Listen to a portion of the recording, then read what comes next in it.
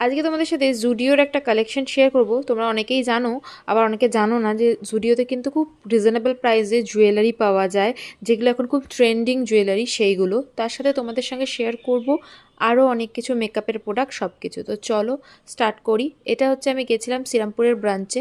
তো সেখানে এই যে এই টাইপের যে গোল্ডেন ইয়ারিং এবং সিলভার ইয়ারিং পাওয়া যায়, তার সাথে আমি আরেকটা নতুনত্ব জিনিস দেখলাম, সেটা হচ্ছে কি চেন পাওয়া যাচ্ছিলো, যেগুলো ভীষণই ট্রেন্ডিং। তারপরে ব্যাঙ্গেলস পাওয়া যাচ্ছিল সিলভার গোল্ডেন, ক্লিপ পাওয়া যাচ্ছিল, শুয়ের চাংস পাওয়া যাচ্ছিল, যেগুলো ভীষণই সুন্দর।